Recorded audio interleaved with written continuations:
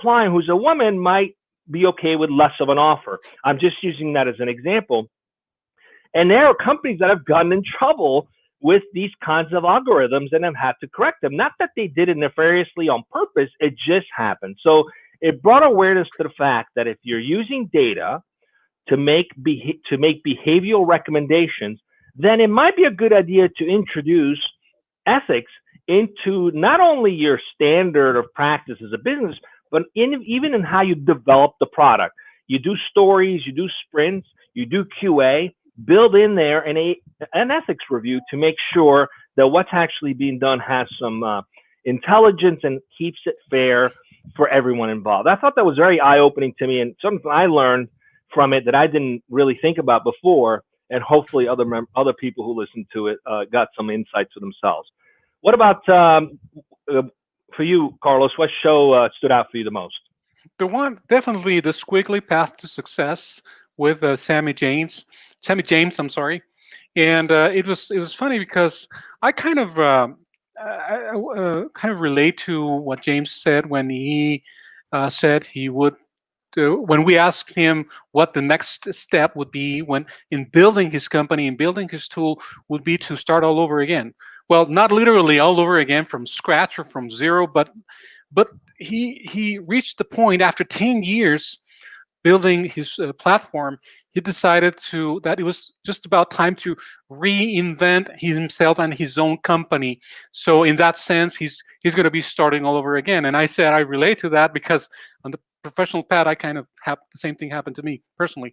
But what it takes to reinvent yourself, whether personally or building a company after 10 years, well, you don't really start from scratch. And I don't think Sammy started from scratch. I think the learned lessons that he was able to secure from himself in that 10-year period is going to be allow him to catapult his tool and his endeavors in a much shorter time. That's going to allow him to take speaks to leads to the next level, like in no time. And also, well, that's going to be also. I don't think that's an option because the way things are in the world, we need to think fast. We need to capitalize on all lessons learned, and what better than a whole decade to ponder what lessons you learned from building your company.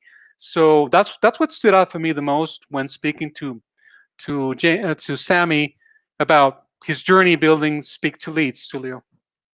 Yeah, I mean, that was an amazing example of what grit is about, right? I Yeah, mean, talk exactly. about perseverance, having the courage to do something no one's ever done before, Yeah, changing the way an industry goes about managing leads. He spoke of personal experience and the frustration he had in insurance and in banking and how he wanted to solve that. So kudos to him for sticking with it and continuing to on this path. And it seems as though that's finally catching up with him. I guess it's true. If you stick with it something long enough, eventually you'll figure out how to make it work, and the market sometimes catch up with you. The absolutely. other, right? The other interview we had was with James Cohen of Nivon, and that was interesting to me because it's a healthcare company, but specifically they're providing services for the at-home care for the elderly, and it's an international company, and they're providing how-to and tips and advice and knowledge for caretakers who are taking care of the elderly, and more importantly, with COVID, that's become a bigger challenge because there's a lot more that they have to be cautious about. And I found that what his company's doing is obviously very important and very useful. What stood out for me was that you only require 75 hours of training to become a home caregiver in the U.S. I thought that was very low, but it is what it is, and it's good to know that a platform like that exists to provide insights and training and knowledge that's necessary for taking better care of elderly, especially those who suffer from dementia or early Alzheimer's. And I like the idea that they make that available not just for practitioners but also for family members, because anyone who's had an elderly parent knows that even though you hire help and you get help, you probably need to learn certain things. Like, for example, those with dementia, They do things that mimic sometimes the behavior of, like, a toddler or someone going through the terrible twos, and you can't take that personal. It's the disease that's causing that. So learning those things, obviously education becomes really important for not only the caregivers, but those who are around those individuals that need to provide better care. So kudos to them for creating that business, very timely. And also, I love the fact that all these things are available remote. You don't have to go into a classroom. You don't have to go into a facility to take advantage of learning how to care for the elderly. Anything else that you can remember from the 3 interviews, Carlos? Something in particular that stood out for you? Well, not really in particular, but well, in the case of James Cohen's interview from Navon, well, to me, it was more intriguing than anything else. The fact that it's when specifically when you already mentioned it right now, specifically about it's the disease that you're dealing with. It's not a person. So the best, I think it's challenging to not take it personally, even though no matter how many tech tools you might have at hand, there's always this human factor of being affected emotionally when you're having to deal with the elderly, and especially in a challenging situation like dementia or Alzheimer's, those kinds of difficult situations to deal with. It's very hard to.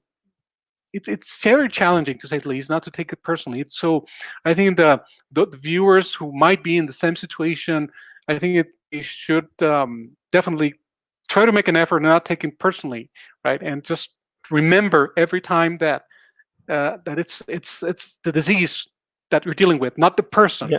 So don't forget about the human side of the equation. Great advice. So we're up on time. What do we got coming up this week, Carlos? We're trying to do this in 10 minutes. We're keeping to it. We're just a few seconds away from that timeline. What do we got coming up this week? Tomorrow, Lackland McDonald, principal of the Boston Consulting Group, a consulting firm. We don't have the topic yet, but Boston Consulting Group, it's a company that partners with leaders in business and society to tackle their most important challenges and capture the greatest opportunities. And on Thursday, we are going to be speaking with. Sorry, bear with me for 1 second. Forgot to put on my glasses. So we're going to be speaking with Gordy Hanrahan from Carrot, which is a platform to automatize, so to speak, the recruiting process, to make it automatic and the like. So he's going to be telling us all about his company, Carrot. I don't have the topic yet for any of the 2 shows, but please, folks, stay tuned for more right here on Dojo Live. All right, guys. See you tomorrow at 1 p.m. Stay safe. You.